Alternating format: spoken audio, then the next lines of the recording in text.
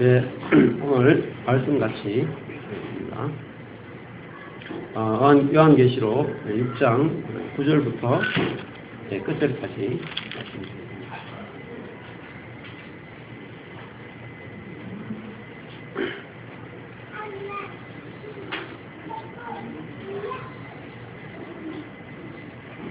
요한계시록 6장 9절부터 끝절까지 교독하겠습니다. 다섯째 인을 떼실 때에 내가 보니 하나님의 말씀과 저희의 가진 증거를 인하여 죽임을 당한 영혼들이 제단 아래에 있어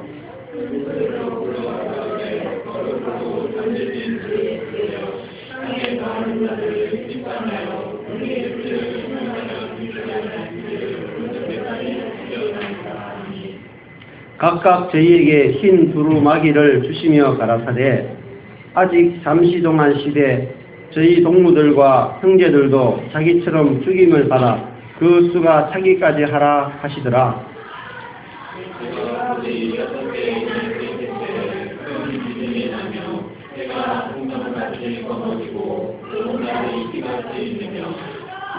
하늘의 별들이 무화과 나무가 대풍에 흔들려 선 과실이 떨어지는 것 같이 땅에 떨어지며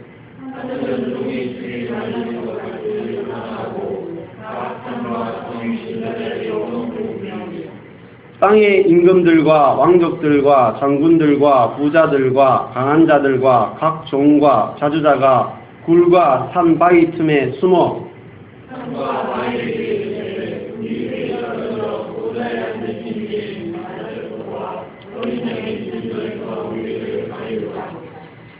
그들의 진노에 큰 날이 이르렀으니 누가 능히 서리요 하더라. 아멘.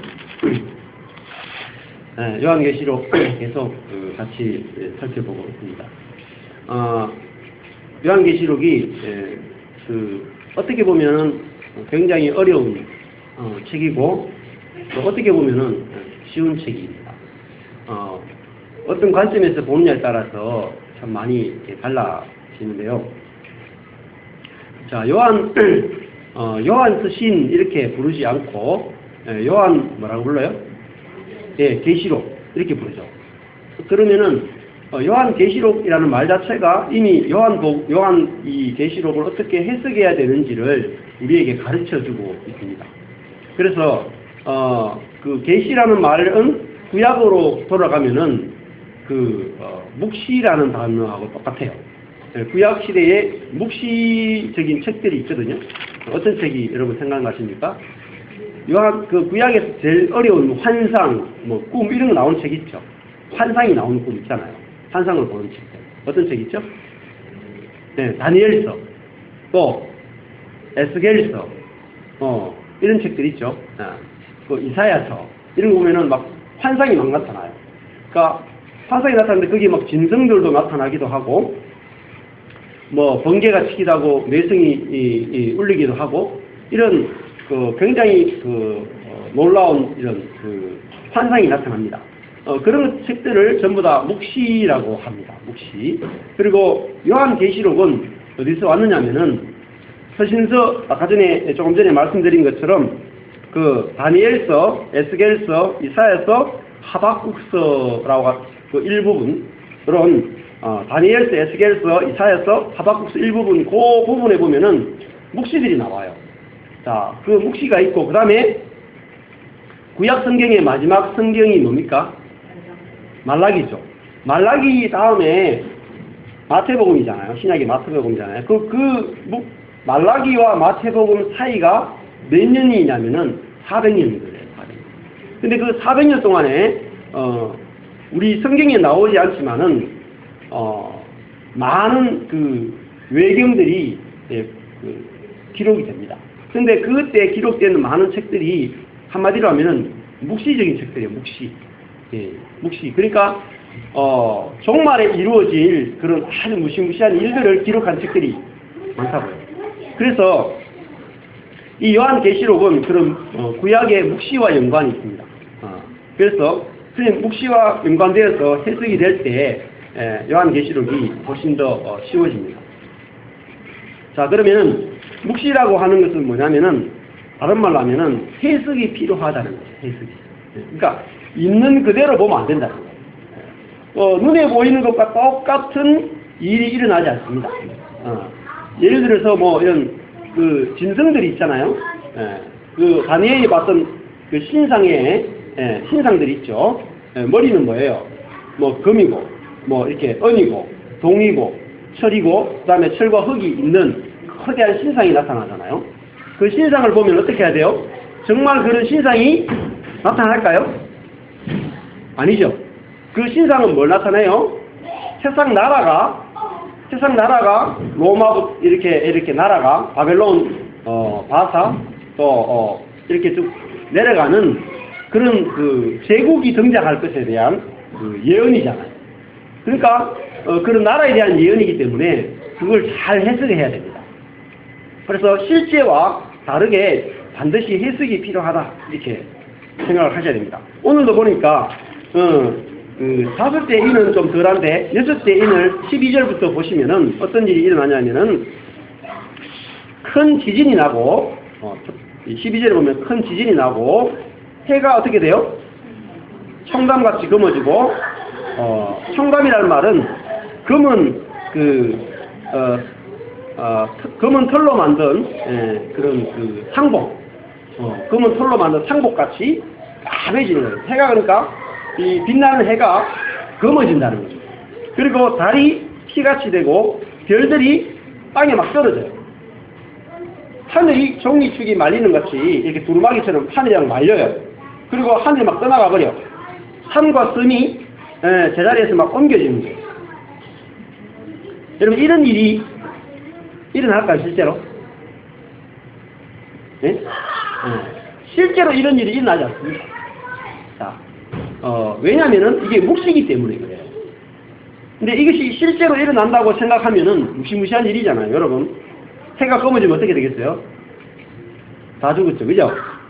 생물이 자랄 수 없죠. 빛이 없는데 어떻게 살겠어요? 그러니까 이거는 전부 다 뭐죠? 어떤 그 메시지를 주기 위해서 만들어 놓은 하나의 이미지가 실제로 이런 일이 일어나지 않습니다. 자, 왜 안 일어나냐면 제일 중요한 근거가 하나님이 노아와 맺었던 언약이 뭐죠? 무지개 언약이에요. 무지개 언약. 자, 무지개 언약이 구약에서 정말로 중요합니다. 왜냐하면은 하나님이 이 지구를 물로 심판하셨죠. 심판해가지고 거기 있는 사람들을 정말 싹 다 죽이고 8명만 남기셨잖아요. 그런데 하나님께서 다시는 내가 물로 사람들을 심판하지 않겠다 라고 하시면서 내가 이 온 땅을 뭐 하겠어요? 보존하겠다. 무지개 언약의 특징이 뭐냐면 보존 언약이에요. 그러니까 하나님께서 이 하늘과 땅을 어떻게 해요? 멸망시키지 않고 보존하겠다라는 약속이 바로 무지개 언약이에요. 그러면 이 하늘과 땅이 보존이 되는 거예요. 그런데 이 요한계시록에 오면은 하늘과 땅이 보존이 안 되죠. 지금 보니까 14절에 보니까 하늘이 어떻게 돼요? 종이축이 말리는 것 같이 떠나가고 땅은 어떻게 돼요? 12절에 보면 큰 지진이 나죠. 그죠? 땅도 멸망한단 말이죠. 그렇다면 이 본문을 우리가 노아 언약과 연관시켜 본다면 실제로 땅에 이런 일이 일어나는 걸 이야기하지 않다는 거죠. 근데 우리가 세대주의적인 그런 이 성경을 있는 그대로 문짝대로 해석했던 그런 시대별로 해석했던 세대주의의 관점에 의하면 우리가 또 전천년설에 우리나라에서 굉장히 많이 유행하는 전천년설적인 그런 하나님 나라 관점, 천국 관점에서 보면은 이런 일들을 가지고 이제 종말이 왔다라고 이야기를 많이 하잖아요. 지진이 일어나면 뭐라고 생각해요, 우리가? 지진이 일어나면 저번에 후쿠시마 원전이 막 터지고 막 이런 일이 나면 예수님 오실 때가 됐구나. 이렇게 생각한단 말이에요. 그리고 막 전쟁이 일어나면 근데 그게 아니단 말이에요. 여러분, 예수님이 부활하시고 난 다음에 제자들 가운데 성령을 오신 다음에 이런 지진이 얼마나 많이 일어났어요. 그죠? 지진이 엄청나게 많이 일어났고, 전쟁은 얼마나 많이 일어났어요. 그죠? 그 세계 1차 대전, 2차 대전 일어날 때도, 사람들이 어떻게 됐어요? 종말이 왔구나 생각했고. 그리고 패스트가 유럽을 전체를 뒤엎을 때도 종말이 왔다고 생각하고. 또 제일 대표적인 것이 2000년. 2000년쯤 되면 종말이 올 거라고 생각했는데, 안 왔죠. 자, 그 잘 보십시오. 그래? 아주 과학적으로 증명을 하고 있어요.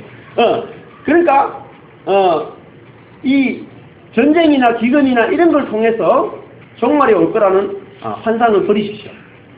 그렇지 않습니다. 자, 말씀드렸던 것처럼 묵시라고 그랬죠, 묵시. 그러니까 묵시는, 그런 것이 아니다는 거죠. 해석이 반드시 들어가야 된다는 거죠. 이게 어떤 의미냐? 해석이 들어가야 돼요. 그러니까 진짜 종말이 뭐고, 진짜 이 세상이 뒤집어지는 게 뭔지를 해석해야 된단 말이에요. 진짜. 그거 없이 그냥 세상에 일어나는 일들을 가지고 이 본문 해석하면은 심각한 오류가 많이 생긴단 말이에요. 그래서 이건 저만이 그렇게 해석하는 것이 아니라 정통적인 많은 분들이 지금 하멜교회 목사님도 그렇고 다 그래요. 지금 모든 사람들이 해석하는 것은 요한계시록은 묵시이기 때문에 묵시적 관점에서 반드시 해석해야 된다. 이렇게 이야기합니다. 그래서 그걸 좀 이따가 계속 제가 이렇게 설명을 드리겠습니다. 자, 지난주에 이어서 요한계시록 전체를 그런 관점에서 이제 봐야 된다라고 이야기했고, 이 요한계시록에는 777, 7이 3번 반복된다 그랬죠. 그 중에 첫 번째 7이, 두 번째 나팔, 세 번째가 대접, 대접 시리즈가 777회가 세 번이 또 완벽한 하늘의 숫자가 2예요. 성부, 성자, 성령. 그리고 땅의 숫자가 4예요. 4. 그리고 그 합치면은 7이거든요. 7은 또 완전수예요. 근데 일곱 번의 인을 떼는 것 중에서 네 번째까지가, 자, 지난주에 내 인에 대해서 이야기했어요. 자, 어린 양이신 예수님이, 하나님, 보좌에 앉으시니 오른손에 있는 책이 인으로 딱 봉해져 있는데, 인을 4번을 뗐다 그랬어요. 4번. 4번을 뗐는데, 그 4번이 뭘 보여주고 있냐면은, 네 말이 어때요? 무슨 말부터 시작해요? 흰 말, 그 다음에 붉은 말, 검은 말, 청황색 말. 그러면 흰 말이 뭐라 그랬어요? 거짓이에요. 거짓 평화. 그러니까 거짓이 제일 먼저 출발하는 거예요. 거짓이. 그러니까 인류 역사가 뭐로부터 출발해요? 거짓으로부터 출발한다. 거짓. 그러면 인류 역사나 내 인생도 뭐로부터 시작해요? 거짓으로부터 출발한다. 그러니까 우리가 태어날 때부터 내 인생은 뭐로 출발해요? 거짓으로 출발한다. 왜 그렇습니까? 우리가 태어날 때부터 아담의 생명을 갖고 우리는 출생한단 말이에요. 그걸 전적 부패라고 이야기해요. 그래서 우리는 태어날 때부터 내 스스로 하나님처럼 되려고 하고 높아지려고 하고, 그래서 늘 하나님처럼 된다는 게 뭐냐면은 딱 내가 어디 앉아있어요? 보좌에 앉아있어요. 그 보좌를 뭐라고 했습니까? 재판하는 자리예요. 보좌가. 예. 그러니까 우리는 늘 어디에 앉아있어요? 태어날 때부터 보호자에 앉아있단 말이에요. 재판하는 자리에 앉아서 뭘 해요? 모든 하나님과 이웃을, 위로는 하나님, 옆으로는 이웃을 내가 그 보호자에 앉아서 뭐 해요? 선과 악을 가지고 재판하면서 살아가는 그 존재가 뭐냐면은 거짓이라고. 그걸 자아라고 했다. 그걸 육이라고 한단 말이에요. 그러니까 그 흰말이 흰말 거짓으로부터 우리 인생이 출발했단 말이에요. 자, 그러면 그 거짓 흰말이란 말은 뭐예요? 그게 진리라는 거죠. 진리. 그러니까 우리가 볼 때는 우리 인생의 행복은 어디에 달려 있습니까? 더 높은 보좌에 앉는 것이 우리 인생의 행복이라고 생각해요. 그렇습니까? 우리는 상대방보다 조금이라도 더 높은, 한 계단 더 높은 보좌에 올라가려고 하죠. 그리고 상대방보다 더 높아지는 것이 행복이라고 알고, 돈이건, 외모건, 자존심이건, 어떤 것이건 우리는 더 높아져야 행복한다라고 이렇게 생각을 합니다. 그게 뭡니까? 흰말이에요, 흰말. 쏘갔다. 높아지는데 행복이 있지 않습니다. 그러니까 아담과 하와가 선악과를 따먹을 때 하나님처럼 되고 싶어서 선악과를 따먹었는데 그게 뭡니까? 하나님처럼 높아지고 싶어요. 그게 사단의 본성이죠. 교만. 그래서 자, 높아지니까, 내가 다른 사람보다 높아지니까 두 번째 붉은 말이 작동되기 시작합니다. 뭡니까? 서로 어떻게 돼요? 어떻게 돼요? 높아지니까 어떻게 됐어요? 붉은 말이 서로 죽이게 하고, 서로 죽이는 거예요. 내가 상대방보다 높기 때문에 서로 막 죽이는 거예요. 살리려고 하는 게 없어요. 그러니까 우리가 처음 받았던 아담의 생명은 상대방을 살리는 것이 아니라 상대방을 죽이고 내가 높아지려고 하는 것이 이 두 번째 붉은 말의 특징입니다. 그러면 세 번째 어떤 일이 벌어진다 그랬어요? 검은 말이 오죠. 검은 말. 검은 말이 와서 그 검은 말은 뭘 상징한다 그랬습니까? 기근. 우리 삶에 자꾸 결핍을 느끼는 거죠. 내가 상대방보다 더 많이 가지고 있지만 결핍을 느끼는 거죠. 자, 굶주린다. 여러분 뭐 어때요? 돈이 많다고 해서 행복하냐? 꼭 그런 건 아니에요. 물론 상대적인 건 있습니다. 사람들이 그렇게 얘기하더라고요. 우리 자연도 그렇고 뭐 사람들이 아주 객관적으로 보면은 그냥 일반적인 행복으로 보면은 돈이 없는 사람보다는 돈이 있는 사람이 좀 더 행복해요. 맞죠? 전부 다 인상이 좀 안 좋아. 전부 다 우리 교회 사람 돈이 이렇게 좀 그래가지고 한 연봉이 한 1억까지는 연봉이 한 3천만 원, 이 0원에서 3천만 원 사이하고 3천에서 1억까지 치면 무조건 거의 대부분이 3천에서 1억이 0에서 3천만 원보다는 상대적으로 행복합니다. 상대적으로. 그래서 우리는 뭐예요? 연봉 1억이 목숨을 걸잖아요. 연봉 1억. 정도 되면은 내가 행복하겠다. 다 웃는데 저와 똑같은 생각 하십니까? 연봉 1억.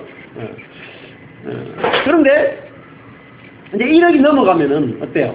1억이 넘어가면은 그 다음부터는 달라져요. 문제가 또. 인생이 그 돈에 달려있지 않단 말이에요. 다른 것으로 바뀌어집니다. 왜냐하면은 계속 우리는 경쟁에 의해서 다른 사람과 비교에 의해서 행복을 만들어가기 때문에 더 행복하지 않습니다. 제 주변에도 돈이 많은 분들이 있는데 비교해보면은 행복은 다른 데 있다는 걸 알 수 있고요. 주변에도 이렇게 이번에 뭐 이렇게 비트코인 사는 분이 있다 하더라고요. 젊은 분인데 아주 쌀 때 샀는데 지금 0원에 거의 뭐 1원 10원 할 때 샀는지 모르겠어요. 샀는데 지금 500만 원 하니까 한 50만 배 올랐어요. 돈이 50만 배 올랐어요. 그 천문학적인 숫자죠. 떼돈을 벌어가지고 뭐 이렇게 시계 있잖아요. 뭐 롤렉스 시계 이런 거 막 1000만 원 넘는 시계를 막 이렇게 아주 한 달에 한 개씩 사가지고 아주 주변에 있다 하더라고요. 듣기만 해도 참 행복하겠다 이런 생각이 들지만 돈이 많아서 오히려 또 불행해지는 경우도 굉장히 많이 있습니다. 그래서 높아지면 높아질수록 행복할 것 같지만 오히려 이런 기근이 오고 결론이 뭐가 된다 그랬어요? 네 번째, 청황색 말로가죠. 사망에 이른다. 사망. 예. 저는 이제 대통령을 보면은 그렇죠. 대통령이 참 불행합니다. 그럼 대통령이 되고 싶어요? 예. 대통령이 되고 싶어가 살아서 우리나라에서 최고 높은 게 대통령이잖아요. 그러니까 대통령이 참 안 된 게 뭐냐면은 임기가 5년이죠. 임기가 5년밖에 안 돼요. 너무 불행해요. 그래서 그 3.1교회 목사님도 이명박 대통령 때인가 그때 그 대통령하고 이렇게 예배를 이렇게 같이 드리는데 대통령이 역사에 남는 사람이 되고 싶다 이런 이야기 자주 했다 그러더라고요. 그러니까 예배를 드리면서 송태근 목사님이 대통령이 역사에 남는 사람이 되고 싶죠. 그때 네 그렇습니다. 역사에 남는 사람이 어떻게 되죠? 이렇게 물으니까 그다음부터 이제 거기 강요들하고 조금 이렇게 갸우뚱하더라고요. 그래서 자기가 역사에 남는 사람이 되기는 비결에 대해서 설명했다 이렇게 얘기하더라고요. 정말 역사에 남았어요. 아주 안 좋은 역사에 남아가지고 어떻게 됐어요? 딱 5년 후에 어떻게 됐어요? 땅으로 떨어졌죠. 땅으로 확 떨어져가지고 참 박근혜 대통령도 마찬가지고 사망에 이르렀습니다. 그러니까 돈보다 더 큰 것이 권력이다. 영원할 것 같은 그 권력을 가졌지만 결국은 사망에 이르렀다. 그걸 보면은 이 세상이 얼마나 거짓된가. 오늘도 아침에 생각해 보니까 그 박정희 대통령도 아버지도 대통령 이후에 총 맞아가 죽었고 딸도 대통령 이후에 감옥에 갔어요. 얼마나 불행한지 모르겠어요. 그러니까 최고로 우리나라에서 최고로 행복해야 되는 사람이 최고로 불행한 역사를 살아가는 노무현 대통령도 마찬가지죠. 대통령이 됐지만 자살할 수밖에 없는, 그죠? 가장 행복할 수밖에 없는 자리까지 올라갔지만 결국은 사망에 이르게 되는 그런 걸 보면서 이것이 바로 이 말들이 돌아가는 세상이다. 말들이 막 이렇게 돌아가는 거예요. 그러니까 여러분 인생은 우리 자신에게 달린 것이 아니라 뭐에 달렸어요? 지금 말들에 의해서 막 돌아가는 우리 인생이. 말에 속는단 말이에요. 속아서. 우리 자신을 속아서 끊임없이 이런 우리가 흰말을 따라가지만 나중에 가보면은 검은 말을 따라가고 있고 사망을 따라가고 있다. 자, 그래서 이게 바로 세상이에요. 그러니까 이 흰말이 추구하는 건 뭐겠어요? 높아지는 거. 남들보다 강해지는 거. 그러니까 그런 사역도 교회도 마찬가지죠. 여러분 교회 사역도 어때요? 우리 교회가 10년 전만 해도 저를 비롯해서 어떤 교회를 생각했냐면 다른 교회보다 더 좋은 교회, 더 나은 교회, 더 큰 교회, 더 영향력 있는 교회를 꿈꿨습니다. 그러니까 달려갔는데 달려와 보니까 사망에 이르게 됐어요. 그게 아니잖아요. 우리가 다른 교회보다 더 좋은 교회가 되는 것이, 더 영향력 있는 교회가 되는 것이 성경적인 목적이 아니다. 더 높아지는 것이 목적이 아니다. 그러면 반드시 어디로 와요? 사망에 이르게 된단 말이에요. 우리가 이 남들보다 높아지는 것이 아니라 저희 교회가 오히려 남을 살리는 그런 교회로 하나님께서 전환을 시키셨다. 그래서 이 예배당을 옮기지 않고 여기 계속 우리 자신을 위해서는 팔아버리고 전원교회로 갈 수 있었어요. 근데 전원교회로 가지 않고 여러분 이 자리에 저도 어떻게 보면 오기도 싫고 어떤 순간에는 지옥 같고 돌아보기도 싫은 순간이 있었어요. 그런데 이 자리에 머물러 있으면서 선교단체들이 많이 연결되고 선교단체들이 지금은 저희 교회가 없으면 안 될 정도로 주중에 모임을 너무너무 잘 모이고 있거든요. 그래서 1년에 한 200만 원씩 영대 학복회 돼서 저희 교회 관리비로 후원도 하고 지금 그렇게 하는 가운데 있어요. 그런 걸 통해서 선교단체를 이렇게 우리가 더 낮은 자리에서 선교단체를 섬기고 형제로 하나 된 자리에서 이렇게 섬길 수 있는 그런 일들이 일어나는 것을 보게 됩니다. 이것이 하나님의 일입니다. 이 내 말에서 이 내 말이 돌아가는 세상에서 우리가 떨어져 나오려면은 뭐가 필요하냐면 죽음이 필요합니다. 우리 자신이 올라가는 길이 아니라 하나님 우리를 낮추는 길로 가기 때문에 그 죽지 않고는 그 말에서 나올 수가 없어요. 그래서 다섯 번째 인을 보면은 다섯 번째 인의 특징이 뭡니까? 9절에 보면은 내가 보니 하나님의 말씀과 저희의 가진 증거를 인하여 죽임을 당한 영혼들이 제단 아래에 있다 이렇게 나오죠. 어떤 영혼이 나오냐면 죽임을 당한 영혼들이다.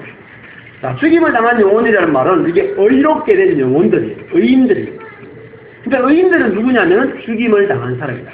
어디서요? 이 내 말에 의해서 죽임을 당했다. 내 말. 경쟁하고 높아지고 서로 자기가 의롭다고 하는 그 자리에서 죽임을 당해서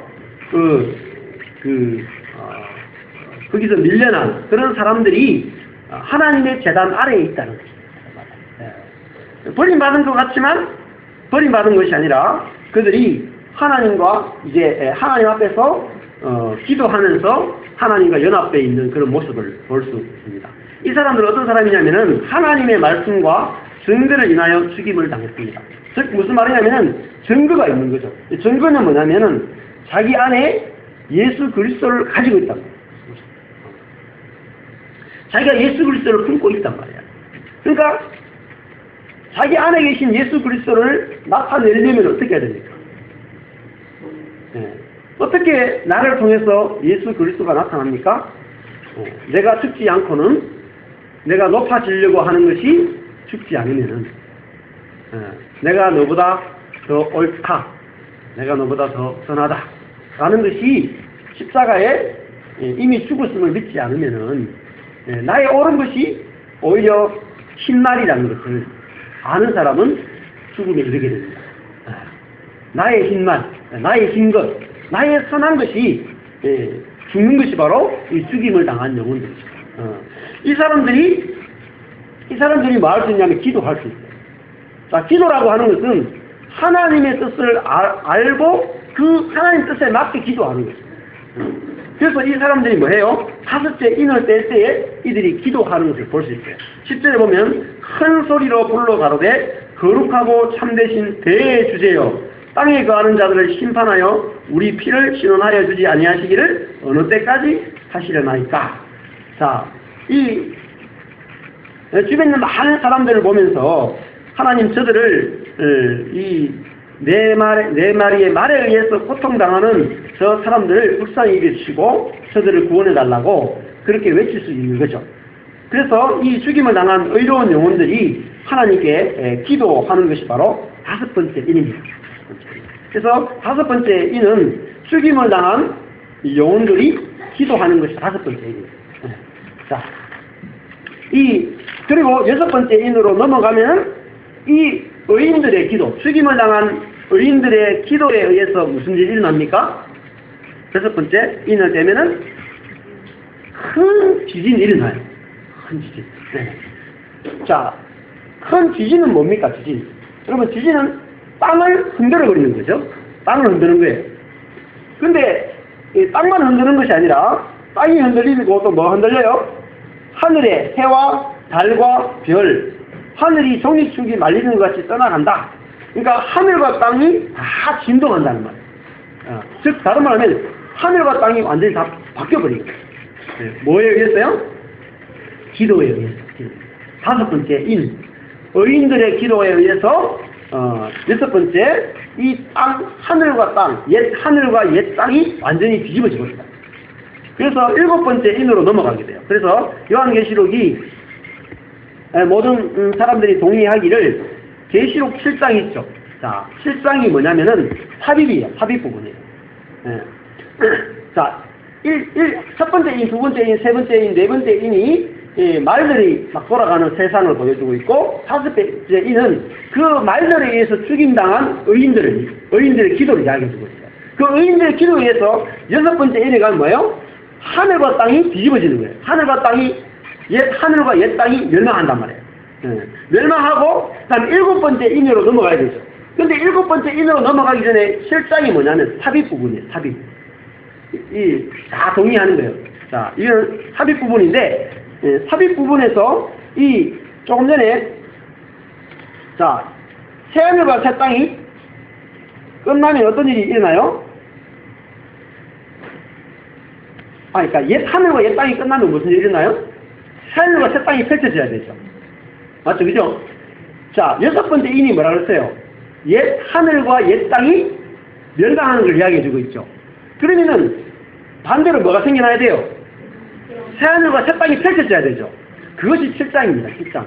그런데 지금 바로 전개될 수가 없고 지금 인을 떼고 있는 중에 있기 때문에 먼저 이 7장은 삽입 들어가 있는 거예요. 새 하늘 새 땅이 펼쳐지는 그것을 먼저 보여주는 거예요. 그래서 삽입 부분이라고 그래요. 삽입. 그러면은 대부분이 자 6장 17절에서 어디로 연결돼야 되냐면은 8장 1절로 연결돼야 돼요. 자 6번째 인을 떼고 그 다음에 7번째 인이 어디 등장하냐면 8장 1절에 등장해요. 그죠? 8장 1절에 가면 7번째 인을 떼요. 그러면서 8장에도 가면은 자 뭐가 등장해요? 8장 3절에 가보면은 나팔을 불죠. 자 7 나팔을 부는데 7 나팔을 불기 전에 뭐가 있습니까? 금향로가 나타나고 3절에 가면 성도들의 기도가 나오죠. 그죠? 성도들의 기도. 그러니까 기도가 어디 나왔다 그래요? 성도들의 기도가 어디 나왔다 그랬어요? 언제 몇 번째 인이 나왔다 그랬어요? 5번째 인. 5번째 인에 성도들의 기도가 나왔죠. 자, 그 기도가 다시 인을 나팔로 넘어가기 전에 첫째 나팔을 불기 전에 다시 이 성도들의 기도가 나오죠. 기도가 나오고 바로 나팔을 부는 걸로 넘어간단 말이죠. 자, 그래서 이것이 6번째하고 연관이 된다는 것을 기도가 이야기해 주고 있습니다. 그러면은 자, 기도가 왜 중요할까요? 여러분, 기도라는 것은 우리가 간구기도 한다는 개념이 아니고 기도라고 하는 것은 하나님이 우리 성령을 우리에게 보내가지고 우리 속에서 뭐죠? 하나님의 뜻을 구하는 기도가 나올 때 하늘의 뜻이 이 땅에 이루어지는 거죠. 그러니까 하나님이 우리와 연합해서 일하시는데 사람이 하나님의 뜻에 온전히 연합하고 그 뜻을 받아들이는 것이 이 땅에서 하나님의 뜻이 이루어지는 것과 아주 긴밀하게 연관되어 있단 말이에요. 그러니까 하나님 혼자 일하시는 것이 아니라 하나님이 성령을 우리에게 보내서 우리가 무슨 기도가 나와야 돼요? 하나님의 뜻을 구하는 기도가 나올 때 이 땅에 하나님 나라가 온전하게 이루어지는 거란 말이죠. 그러니까 기도가 뭐냐 이렇게 생각해요. 제가 여러분한테 일반적인 간구기도는 안 하셔도 됩니다 이렇게 얘기했어요. 자, 왜 그렇게 했냐면 마태복음 보니까 무엇을 먹을까, 무엇을 마실까, 무엇을 입을까 기도하지 말라 이런 이방인들이 구하는 것이다 이렇게 했죠. 자, 그런 기도를 많이 하면 많이 할수록 무슨 일이 일어나냐면은 내 중심적이 돼요. 그리고 하나님을 신뢰하지 못하게 돼요. 기도를 많이 하면 할수록 오히려 반대의 역전이 일어나요. 그거는 뭐예요? 아예 구하지 말라 그러죠. 하나님의 나라와 하나님의 뜻을 구하면 이 모든 것을 뭐 한다 그래요? 더하여 준다. 그건 네가 구할 게 아니다. 그건 안 구해도 다 준다 이 말이에요. 그러니까 우리가 안 구해도 주기 때문에 구할 필요가 없는 거지. 네? 무슨 뜻인지 알겠어요? 안 구해도 준단 말이에요. 정말일까요? 진짜니까 안 구해도 준다니까요? 생활에 좀 적응해보세요. 안 구해도 준다니까. 이번에도 보상받는 것도 뭐 하나님 돈 많이 보상받게 해주세요 기도하지 않았어요. 근데 그래도 우리가 든 돈보다 더 많이 나와가지고 그래도 빚을 갚았어요. 다 갚았는데 하나님께서 우리에게 먹고 사는 문제 그냥 열심히 일하세요. 열심히 일하면 열심히 일한 만큼 들어오게 돼 있어요. 그러고 또 필요한 부분들 하나님께서 인도하시고 하기 때문에 그런 수준 가지고 기도할 필요가 없다. 우리가 기도할 건 뭐예요? 제일 큰 기도가 뭡니까? 주기도문이죠. 주기도문. 나라의 임하옵시오며. 나라가 임하도록 기도하는 것. 그것이 그 기도가 나의 유일한 기도가 될 때, 나의 전부인 기도가 될 때 어떤 일이 있나요? 하나님의 뜻과 내 뜻이 일치한다. 예수님이 겟세마네에서 뭐 했어요? 내 뜻대로 마시고 아버지 뜻대로 하십시오라는 그 기도를 할 수 있을 때 하나님과 내가 완전히 연합된 거란 말이에요. 그것을 통해서 뭐예요? 이 땅이 뒤집어진다. 우리가 그런 기도를 그런 기도를 한다는 말은 무슨 말이겠어요? 그런 기도를 하는 사람이 없다는 말이에요. 여러분 그런 기도하는 사람 잘 본 적이 있습니까? 그러니까 여러분 신앙생활하고 하면서 내 뜻대로 마시고 아버지 뜻대로 되게 해주십시오. 내 뜻대로 되지 말게 하시고 옆에 있는 저 형제의 뜻대로 되게 해주십시오. 우리 교단의 뜻대로 되지 말게 하시고 저 교단의 뜻대로 되게 해주십시오. 라고 기도하는 사람을 본 적이 없다. 그 말은 무슨 말입니까? 말들이 세상에 계속 돌아간다. 그런데 계속 자기중심적으로 돌아가는 그 세상 가운데서 다른 기도를 하는 사람이 하나님 나라를 구하는 그 기도를 하는 사람이 나오게 될 때에 어떻게 해요? 세상이 뒤집어진다. 그래서 우리가 정말 예수님의 기도를 할 수 있다면 예수님의 기도가 정말 내 마음의 기도가 될 수 있다면 정말 세상이 뒤집어집니다. 그래서 우리가 딱 하나의 기도를 할 수 있어야 돼요. 우리 내 인생을 살면서 내 뜻대로 마시고 아버지 뜻대로 되게 해주십시오. 나라가 임하게 해주십시오. 이 기도가 나의 유일한 갈망이 될 때 그 사람은 새 사람이다. 그러면 주기도문 보면은 뭡니까? 나라가 임하옵시오며 라는 기도가 주기도문에서 뭐로 나타나요? 뒤로 가면은 나라가 임하옵시오며 할 때 나라가 임하려면은 뒤에 가면 나라가 반대 대칭되는 게 뭐냐면은 뭡니까? 내 이웃의 죄를 용서한 것 같이 내 죄도 용서해 주십시오 라는 기도가 뒤에 나오죠. 그죠? 그 기도가 내 이웃의 죄를 용서하게 해주십시오. 라고 하는 그 기도가 하나님 나라가 임하는 기도란다. 내 이웃의 죄를 내가 용서하게 해주시고 그리고 나도 주님으로부터 참 용서받았다는 그 확신이 내 안에서 평강이 하나님과의 평화, 형제와의 평화가 있게 해주십시오. 그게 나라가 임하는 기도라는 거예요. 그런데 그 기도를 하려면은 중간에 뭐가 있어요? 일용할 양식을 주옵소서가 나와요. 일용할 양식이 뭡니까? 제가 말씀드렸던 늘 영원한 양식. 예수님을 주십시오. 예수가 나의 생명으로 찾아와야지 우리가 그런 기도를 할 수 있단 말이죠. 이웃을 용서할 수 있는 기도가 나온단 말이에요. 그것이 바로 하나님 나라 임하는 기도. 자, 이런 기도가 우리에게 그 기도가 나의 유일한 기도가 될 때에 모든 것들을 다 해결하는 그 열쇠가 키가 된단 말이에요. 키. 자, 그래서 이 다섯 번째 인을 뗄 때 이 기도가 아주 중요합니다. 근데 우리가 말들이 돌아가는 세상을 살고 있어요.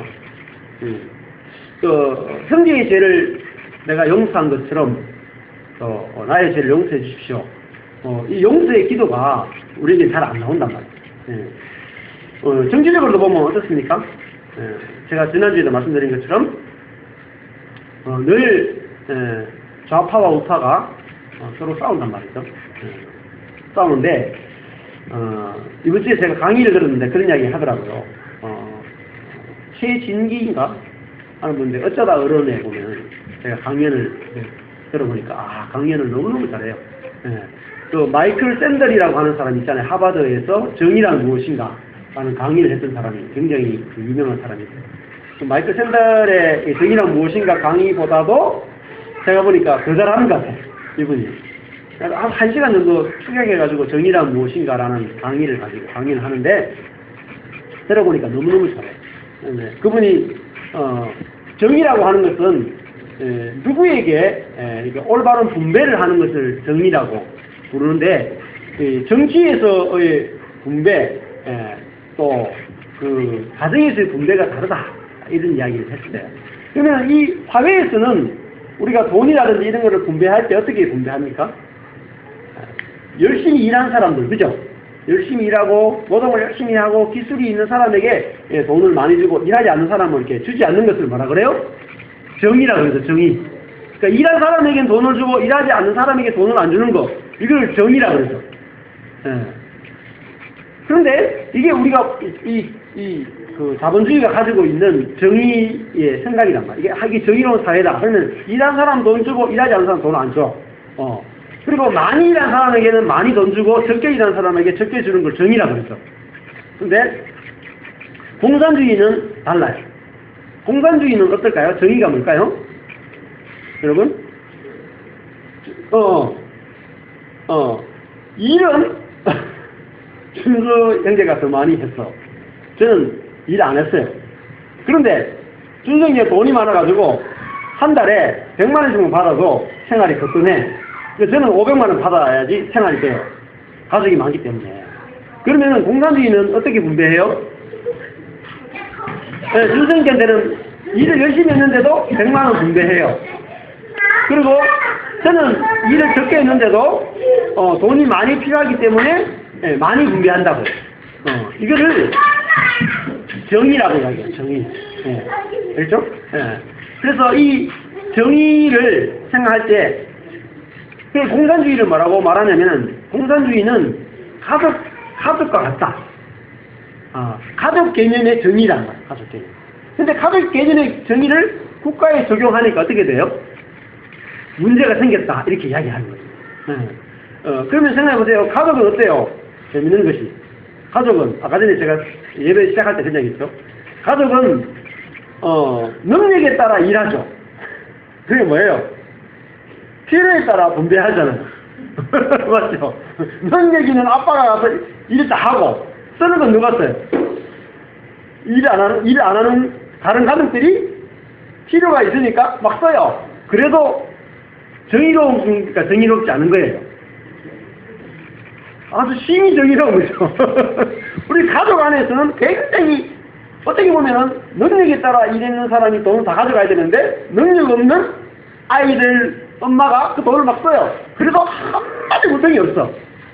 이상하잖아요. 근데 사회로 들어가면은 반대죠. 사회에서 만약에 그런 일이 났다. 폭동이 일어나, 폭동.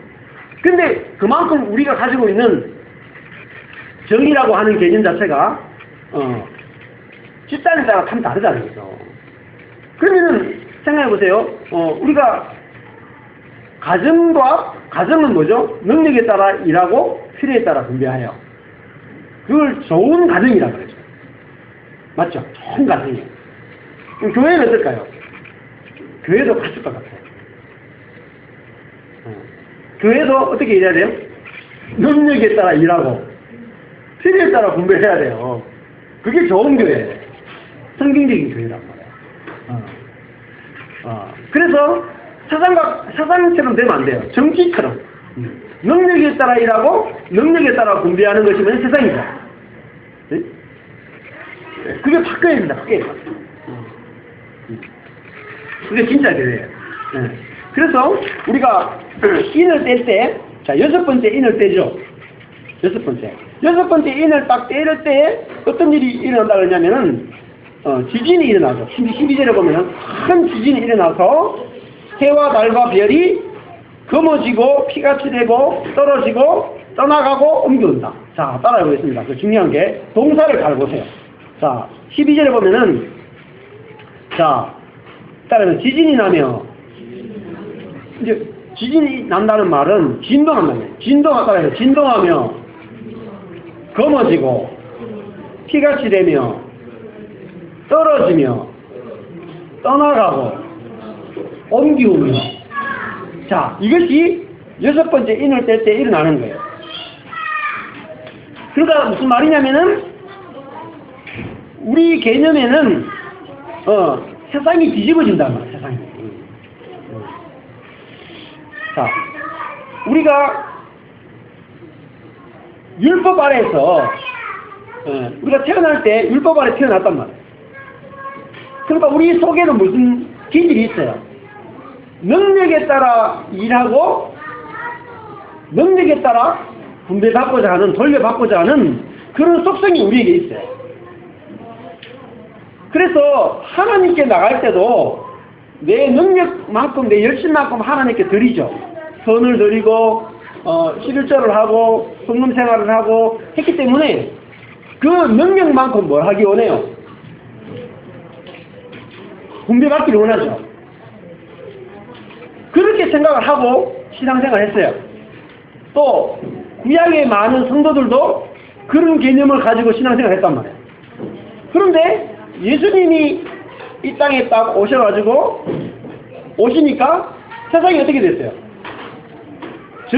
정치로 내 말이 능력에 따라 일하고 능력에 따라 분배받는 그 세상이 싹 뒤집어지는 거예요. 그래서 지진이 일어난 지진이. 땅이 요동한단 말이에요. 그리고 하늘에 있는 해, 달, 별, 그리고 산과 섬. 자, 보세요. 우리가 하늘에 있는 해를 바꿀 수 있습니까? 자, 달을 바꿀 수 있어요? 별을 바꿀 수 있어요? 또 산, 특별히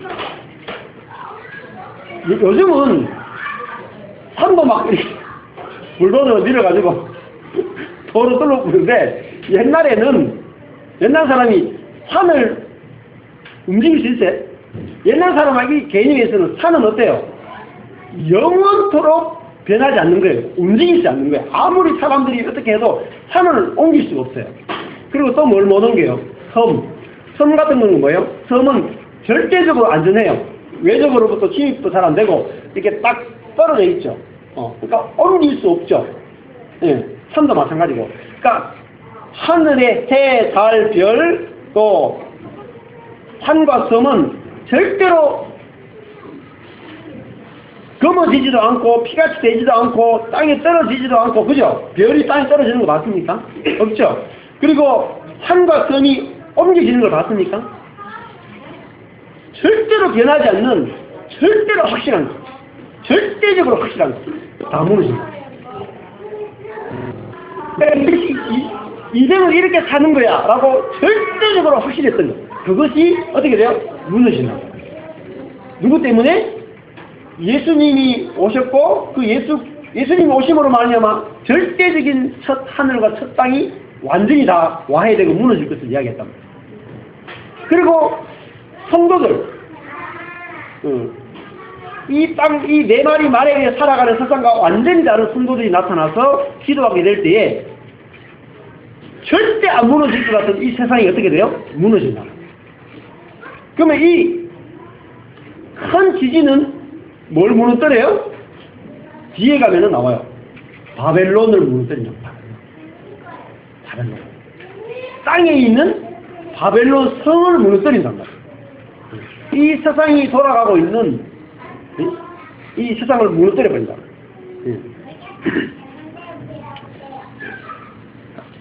그래서 히브리서 거기에 6장 12절 인용 구절들을 좀 찾아서 제가 설명하는 부분들이 맞는지 한번 찾아보겠습니다. 6장 12절 위에 보면은 B자가 나와요. B자. 그때 비교할 때 히브리서 12장 26절을 비교하라고 했죠. 한번 찾아볼게요. 히브리서 12장 26절. 자, 이것을 과연 제가 설명드린 것처럼 진짜 묵시로 해석하는 게 맞는지 성경을 찾아보셔야 돼요. 히브리서 12장 26절 맞습니까? 그때에는 그 소리가 땅을 진동하였거니와 이제는 약속하여 가라사대 내가 또 한 번 자 땅만 아니라 하늘도 진동하리라 하시느니라. 자, 이 진동하리가 세이오거든요. 세이오. 진동, 흔들린단 말이에요. 이 지진을 말해요. 자, 땅에 지진이 일어나고 하늘도 지진이 일어납니다. 그러면 어떻게 돼요? 하늘이 흔들리면 어떻게 돼요? 하늘이 흔들리면은 하늘이 막 말리고 하늘에 있는 별들이 어떻게 돼요? 떨어지겠죠. 그걸 지금 말하고 있어요. 하늘이 뭘 거예요, 여러분? 하늘에 뭐가 있어요? 해, 달, 별이 있죠. 그것만 있습니까? 하늘에? 하늘에 공중에 권세 잡은 자가 있죠. 그죠?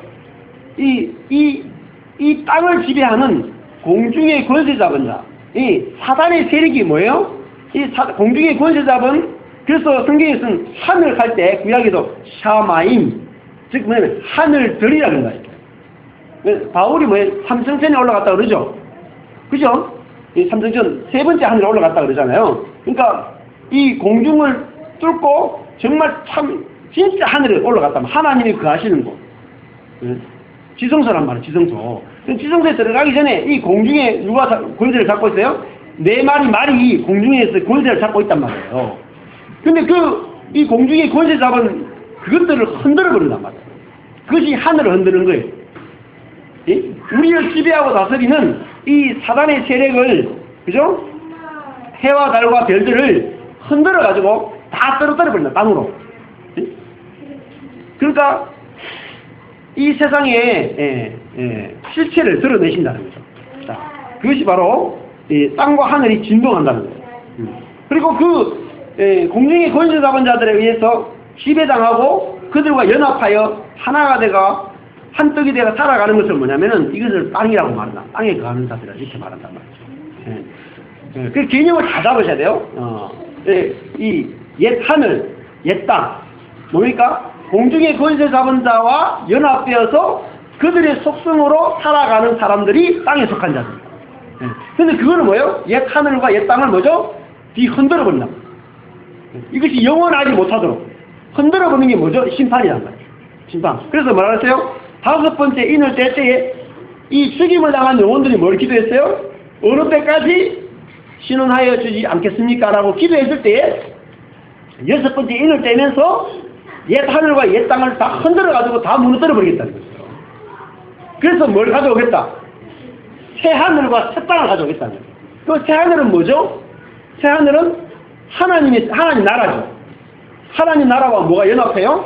새 땅, 새로운 백성이 연합하는 세계가 펼쳐지게 하겠다는 거죠. 이것이 하나님의 우주적인 계획이에요. 이게 보여야 된단 말이죠. 그러면 내 인생도 뭐죠? 나를 지배하고 있는 공중의 권세 잡은 자를 흔들고 또 거기에 지배당하고 있는 내 삶을 흔들어 버린단 말이에요. 그게 지진이에요. 그래서 내 삶을 하나님 흔들 때 뭐까지 흔들려요? 나를 지배하고 있는 공중의 권세 잡은 자도 같이 흔들린단 말이에요. 그래서 우리에게 뭐가 필요해요? 환란이 필요하다. 환란은 나만이 아니라 나를 붙들고 있는 공중의 권세까지 같이 흔든단 말이에요. 그걸 무너뜨린단 말이에요. 하나님이 흔들어주지 않으면 무너지지 않는단 말이에요. 그 무너뜨리면 뭐가 돼요? 하늘 새 땅이 펼쳐집니다. 그래서 이것이 어디로 여섯 번째라는 게 중요해요. 여섯 번째 인을 뗀다. 여섯 번째 다음에 뭐가 있어요? 일곱 번째 완전한 게 오죠. 일곱 번은 완전한 거잖아. 완전한 일곱 번째가 뭐냐면 새하늘 새 땅이에요. 그래서 한번 가보시면은 자, 그 다음에 인용 구절들을 조금 찾아가 볼게요. 그 밑에 가보세요. 자, 계시록 6장 12절에 인용 구절이 있습니다. 여기 기록 안 돼 있는데요. 자, 해가 청담같이 검어지고 온 달이 피같이 된다. 이게 진짜 실제인지 묵시인지 찾아가 볼게요. 요엘서 2장 가볼게요. 31절. 요엘서 2장 31절. 요엘서 2장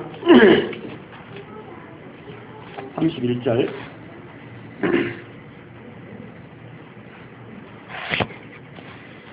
어, 1830페이지. 구약의 1830페이지. 보십시오. 그러니까 제가 말씀드렸죠. 요한계시록을 해석할 때는 어디를 봐야 된다? 구약의 선지서들을 계속 연결해서 보셔야 되겠죠. 구약의 선지서를 연결하지 않고 요한계시록을 해석하면 다 가짜가 된다고 했죠.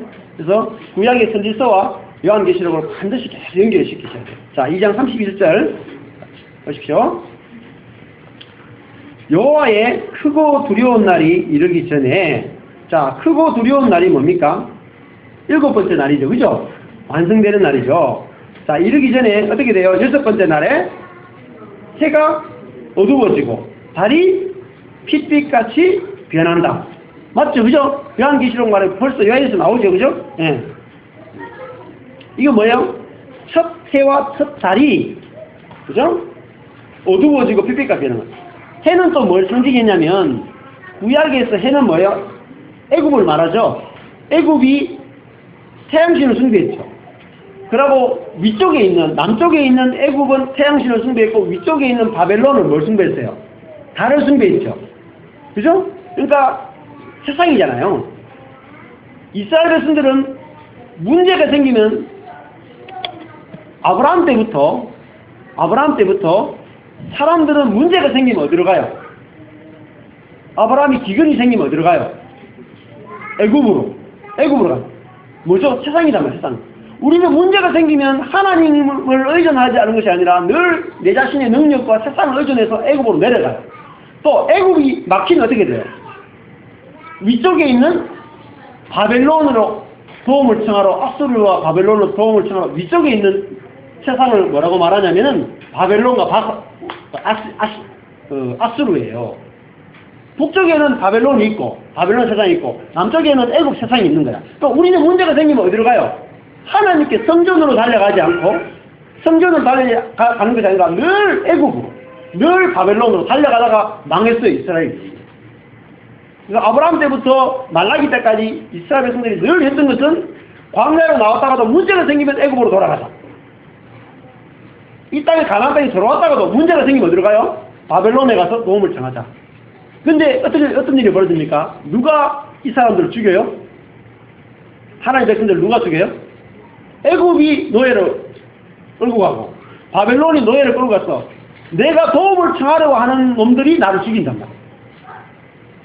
이게 인생의 비밀이에요. 여러분, 내가 의존하는 내 자신, 그죠? 내가 의존하는 방법, 내 방법, 그것들이 사실은 애굽이고 바벨론인데 그것들이 나를 죽이고 있단 말이에요. 그래서 우리는 끊임없이 하나님이 아니라 다른 것을 가지고 추구하고 있기 때문에 하나님께서 해와 달을 애굽과 어떻게 보면은 바벨론을 어두워지고 핏빛같이 변해서 내가 의존하지 못하도록 다 무너뜨려 버린다.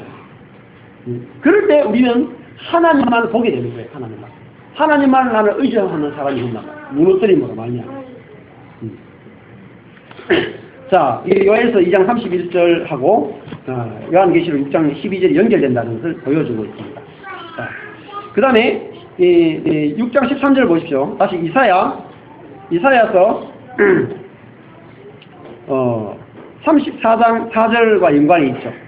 자, 하늘의 별들이 땅에 떨어진다 라는 것이 어디에 연결되는지 보십시오. 이사야서 34장 4절에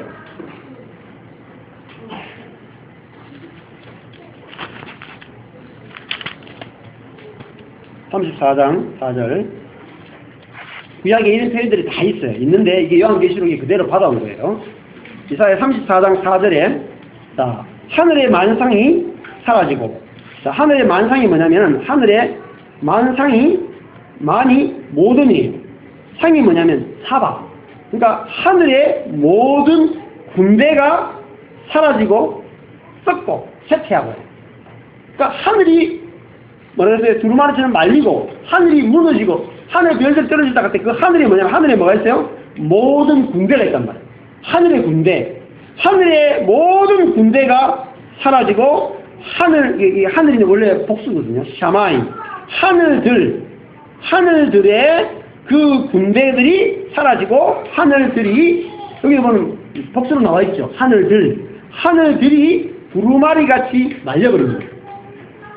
두루마리처럼 말린다는 것이 첫째 하늘이 사라지는 거죠. 그래서 이제는 이 가짜 하늘이 사라지고 하나님과 연결이 된다는 뜻도 가지고 있어요. 가짜. 야곱의 사닥다리처럼 진짜 하나님을 만나게 된다는 거죠. 그래서 이 하늘이 두루마리처럼 말려가 진짜 마치 여러분 구름이 꽉 찢겨 있죠. 하늘에. 그죠? 요즘 보면은 한국의 하늘이 늘 구름이 크게 이제 필리핀에도 가보면은 구름이 막 거기는 태풍이 많이 오기 때문에 구름이 막 천천히 쫙 이렇게 있어요. 근데 그 구름이 쫙 그치면은 맑은 하늘이 쫙 비치는 것처럼 가짜 하늘, 가짜 하나님, 가짜 신앙 그것들이 말려나갈 때에 진짜 신앙을 찾게 되고 진짜 하나님 만나게 된다는 거죠. 자, 그렇게 그 다음에 거기 보시면은 그 만상이 똑같습니다. 그 모든 군대가 세자나니 포도나무 잎이 마름 같고 무화과나무 잎이 마름 같다 이렇게 나오죠. 이게 무화과나무 잎이 마르다 할 때가 뭐가 나오냐면은 그 계시록 6장 13절에 나오죠. 하늘의 별들이 무화과나무가 대풍에 흔들려 선 과실이 떨어지는 것 같이 땅 속으로 떨어진다. 네. 하늘의 별은 또 영광이라고 표현할 수 있어요. 이 세상의 영광이 땅에 떨어진단 말이죠. 네? 그 무화과나무가 큰 바람에 흔들려가지고 과일이 떨어지죠. 자, 이 무화과나무가 이 열매가 떨어지니까 먹을 게 없게 되겠죠. 그 다음에 6장 이사야 50장 3절 한번 찾아보십시오. 50장 3절 다시 이사야 50장 3절 아주 중요한 구절이 나오는데 50장 3절을 맞나요? 이사야 60편 찾았네. 이사야 50장 3절. 자, 이게 이제 요한 50장하고 51장하고 연결돼서 요한계시라고 다 연결이 돼요. 자, 50장 3절에 보니까 내가 흑암으로 하늘을 입히며 붉은 대로 덮느니라. 자, 하늘을 붉은 대로 덮는다 그랬죠? 자, 이 굵은 대가 어디냐면 아까 전에 계시록 6장 12절에 해가 청담같이 검어지며 할 때 청담할 때 담이 뭐냐면은 이게 거친 삼배예요. 거친 삼배. 예. 그러니까 해가 털로 만든 이게 총이 털로 만든 이게 트리케노스 총이 우리가 털로 만든이고 담이 뭐냐면은 거친 삼배거든요. 그러니까 해가 털로 만든 거친 삼배같이 검어진다 이렇게 표현했는데 여기도 보면은 이사야서 5장 3절에 내가 흑암으로 하늘을 입히며 굵은 대로 덮는다. 하늘을 굵은 대 사크인데요. 굵은 대로 덮어버린다. 그러니까 이 오중의 권세들이 사람들을 통치하지 못하도록 만들겠다는 거죠. 그렇게 돼 있고 우리가 신말에 속아서 우리가 살아가는 인생을 실체를 보여주기 위해서 하늘을 덮어버리겠다 이렇게 표현하는 것입니다. 그 다음에 그래서 이사야 50장 말씀에 의하면은 우리가 알고 있는 하늘이 아니고 우리가 알고 있는 신앙이 참 신앙이 아니고 진짜는 뭐예요? 하나님이 새하늘 새 땅을 열어줘야 된다는 겁니다. 그럴 때 이 뭐라고 표현하고 있냐면 4절을 보십시오. 4절에 주 여호와께서 학자의 혀를 내게 주사 나로 곤비한 자를 말로 어떻게 도와줄 줄을 알게 하시고 아침마다 깨우치시되 나의 귀를 깨우치사 학자같이 알아듣게 하시는도다. 여기 보면은 알아듣게 하시는도다. 이게 시험하거든요. 알아듣는다. 말씀이 들려야 된다는 거예요. 학자같이 깨닫고 학자같이 말씀을 깨달음으로 우리가 하늘이 열린단 말이에요. 하나님께서 우리가 말씀을 열어주지 않으면은 우리가 거짓 하늘에 속아서 그 거짓 세계를 살아갈 수밖에 없다. 그런데 학자같이 깨닫게 해주고 학자같이 듣게 해줘가지고 참 진리를 알게 해주시겠다는 거죠. 그러니까 이 요한계시록하고 지금 다 연관이 되는 것이죠. 자, 그 다음에 51장 6절을 보십시오. 또 하늘이 나와요. 이 하늘을 굵은 배로 덮겠다라는 게 나왔고, 그 다음에 51장 6절에 보면은 너희는 하늘로 눈을 들며 그 아래의 땅을 살피라. 자, 하늘과 땅이 나오죠. 근데 이 하늘 땅이 어떻게 돼요? 하늘이 연기같이 사라지고 땅이 옷같이 헤어지며 거기 거한 자들이 하루살이같이 죽으리라. 자, 옛 하늘, 옛 땅이 나오고 그 옛 하늘과 옛 땅에 거하는 자들이 하루살이같이 죽는데요. 자, 이렇게 표현하고 있죠. 벌써 이사야서에서 요한계시록에 나오는 모든 것을 이미 다 예언해놓고 다 표현하고 있어요. 그러니까 사단의 권세에 사단의 생명을 받아서 그 생명으로 살아가는 자들이 그 땅에 거하는 자들입니다. 그들이 다 죽게 될 거란 말이죠. 자, 연관이 됐죠? 예, 넘어가겠습니다. 자, 그 다음에 넘어가고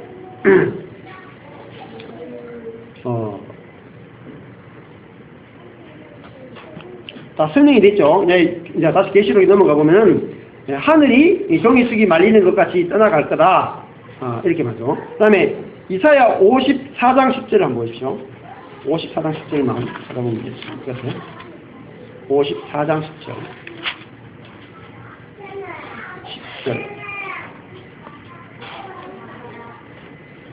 10절. 자, 옮기는 부분. 산과 그 섬을 옮기는 부분을 찾아보겠습니다. 54장, 이사야 54장 10절을 보시면은 산들은 떠나며 작은 산들은 옮길지라도 나의 인자는 내게서 떠나지 아니하며 화평케 하는 나의 언약은 옮기지 아니하리라. 여기 보면은 산들, 작은 산들이 떠나고 옮긴다 이렇게 나가죠. 그러니까 산들, 작은 산들이 뭐겠어요?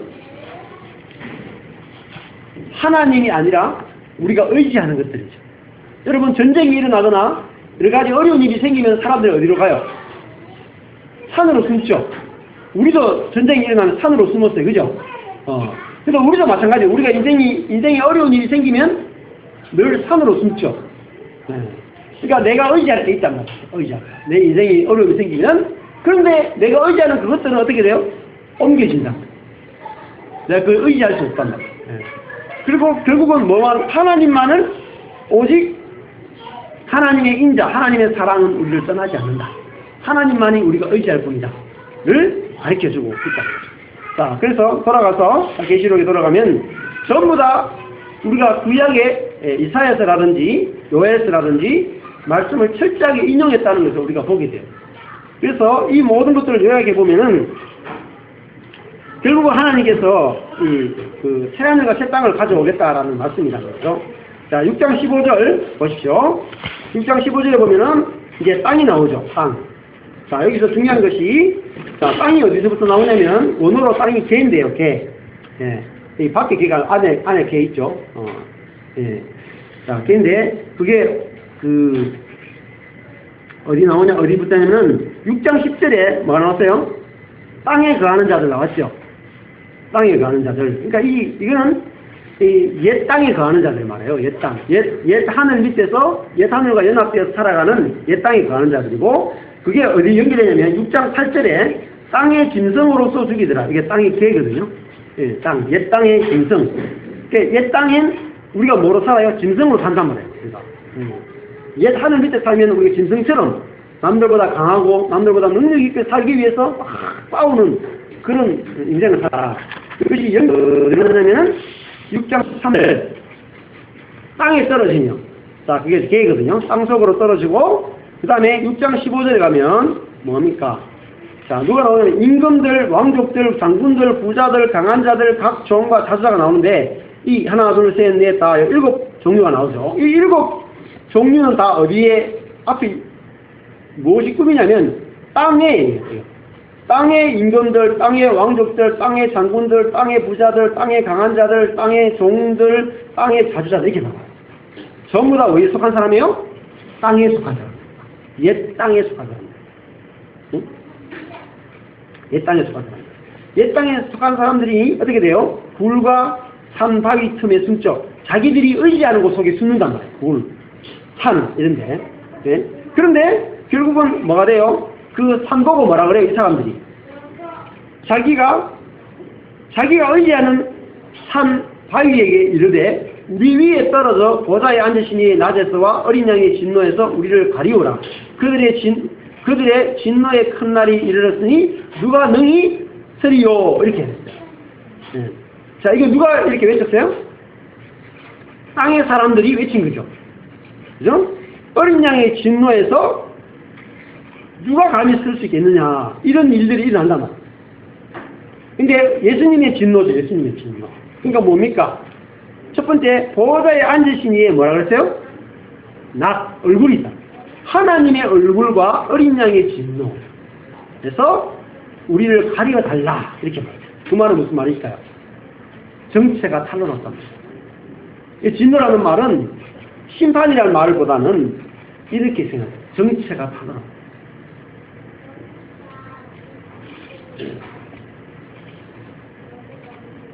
여러분 이렇게 생각해 보십시오. 목회를 열심히 큰 목회를 하고 유명하고 나이도 연륜도 있고 외국에서 유학하고 박사 학위를 2개 내지 3개나 따고 와서 목회하는 분이 있어요. 예를 들면 그런 분이 있는데 시골에 4년제 대학교도 안 나오고 그냥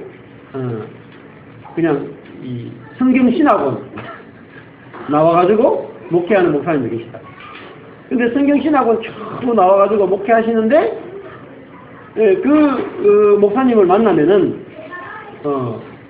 너무 겸손하고 성령이 충만하고 예수님처럼 그 인격이 보인단 말이에요.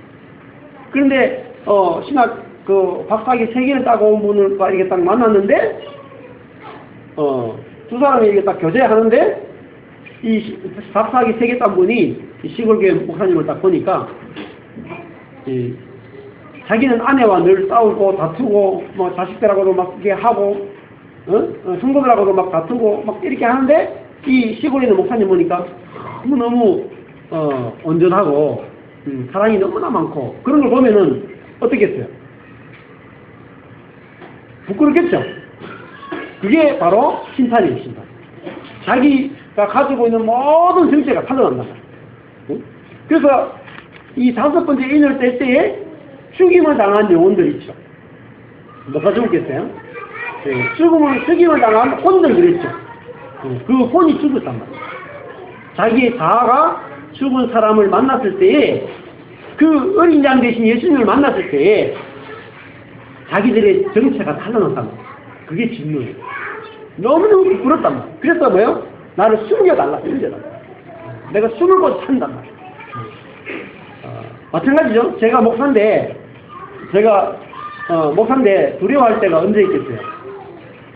평신도임에도 불구하고 저보다 훨씬 더 온유하고 훨씬 더 주님 사랑하고 이웃 사랑하는 그런 평신도 신앙생활을 한 2, 3년밖에 안 했는데 그런 사람 만나면 제가 몸둘 바를 모르겠죠. 그게 어린 양의 진노예요.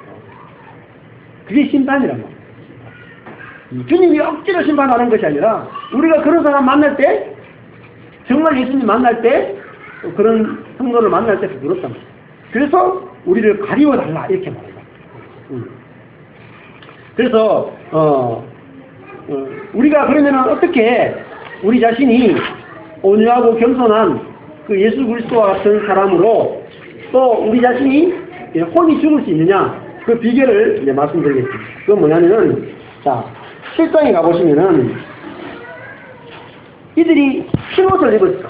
조금 전에 보면은 자 6장 11절에 가보시면은 6장 11절에 뭐라 했어요? 이 죽임을 당한 영혼들에게 뭘 입혀져요? 각각 이게 중요한 거예요. 각각이에요. 한꺼번에 입혀주는 게 아니에요. 각각 저희에게 뭘 입혀져요? 흰 두루마리를 주시면 바랍니다. 이제 흰 두루마리를 입고 있죠. 근데 이들이 어떻게 흰 두루마리를 입었느냐가 비밀이 있어. 어떻게 그들이 흰 두루마리를 입었어요? 흰 두루마리는 빛나는 옷이 빛나는 옷. 부활의 옷이란 말이에요. 어떻게 이들이 예수님의 성품을 닮아서 그렇게 부드럽고 온유한 그런 사람이 됐느냐? 그 비밀이 7장에 나옵니다. 자, 이들이 흰 두루마리를 입게 된 이유가 있어요. 7장 9절 가보시면은 7장 9절에 아무라도 능히 셀 수 없는 큰 무리가 뭘 입었어요? 흰옷을 입죠. 흰옷을 입었어요. 7장 9절에.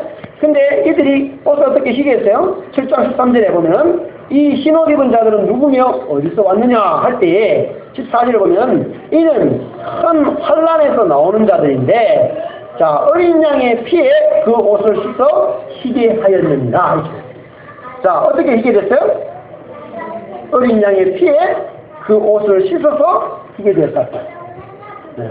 자 그러면 우리 자신이 희게 되는 비결이 뭡니까? 내가 흰 옷을 입고 빛나는 사람이 되는 이유는 우리가 우리의 의로 의롭게 되는 것이 아니라 예수 그리스도가 아니고는 나는 희게 될 수 없는 사람이라는 것을 철저하게 우리가 인식하는 거예요. 예수님의 은혜에 철저히 의존하는 거예요. 내가 하나님의 은혜가 아니고는 내가 희게 될 수 없는 사람이구나. 은혜가 아니고는. 그럴 때 우리가 다른 사람을 볼 때도 저 사람도 은혜가 필요한 사람이고 나도 은혜가 필요한 사람이다. 그렇게 될 때에 우리가 흰옷을 입은 가운데 만난다. 흰옷은 은혜의 옷이죠. 나도 은혜가 아니고는 설 수 없는 자고 저 사람도 은혜가 아니고는 설 수 없는 자다. 그럴 때 우리가 뭐죠? 설 수 없는 그 큰 무리가 된다. 그래서 우리가 노력으로 흰옷을 입으려고 하면 안 된다. 예수 그리스도의 어린 양의 피에 그것을 씻어서 희게 된 사람. 그래서 교회는 뭐죠? 예수 그리스도의 은혜만 나타내고 그 은혜만 자랑하는 그런 사람들이 모인 것이 바로 교회입니다. 그래서 그 예수님의 은혜 안에서 우리가 날마다 자랑할 것이 있다면 예수님밖에 없다. 그렇게 해서 우리가 그리스도 안에서 하나 되는 그런 교회로 우리가 살아날 수 있게 되기를 축복합니다. 기도하겠습니다. 하나님 아버지, 내 말이 우리를 속이고 우리의 노력으로 흰 말을 따라가면은 흰옷을 입을 수 있는 것처럼 우리를 속이는 그런 세계 가운데 우리가 살았고 그래서 우리가 그 속이는 하늘과 그 땅 속에서 우리들이 우리 자신의 선과 의를 하나님과 사람 앞에 내어놓으며 살았습니다. 그럴 때에 오히려 그 흰 것이 참 서로 죽이는 결과를 나타내고 또 기근이 오고 결국은 사망에 이르는 것을 보게 됐습니다. 그러나 죽임을 당한 영혼들이 하나님께 부르짖을 때에 하나님께서 흰옷을 입혀주시고 어린 양의 피로 그들을 씻어서 참으로 그들의 노력이 아니라 은혜로 희게 된 것을 보게 됐습니다. 그랬을 때에 그들이 노력이 아니라 은혜로 희게 된 것을 보게 될 때에 이 거짓 하늘과 거짓 땅이 종이 축이 말려가는 것처럼 말려가고 하나님께서 은혜로 만드시는 그 새하늘과 새 땅이 일곱째 날에 펼쳐지는 것을 우리가 보았습니다. 하나님 아버지, 우리 노력으로 우리를 희게 하려고 하는 그런 거짓된 것에서 우리가 깨달아서 날마다 우리가 예수님의 은혜로만 살아가는 그런 자인 것을 깨닫게 하시고 우리가 서로를 또 그렇게 은혜 아니고는 살 수 없는 자로 서로에게 다 보여줄 수 있도록 하나님 축복을 다하여 주시옵소서. 지금은 우리 주 예수 그리스도의 은혜와 하나님의 사랑하심과 성령님의 교통하심이 새 하늘과 새 땅에서 어린 양의 피로 날마다 씻음으로 서로가 거룩한 자요 흰옷을 입은 자로 보이는 그런 삶을 누리기를 소망하는 모든 성도들 머리 위에 영원토록 함께 있을지어다. 아멘.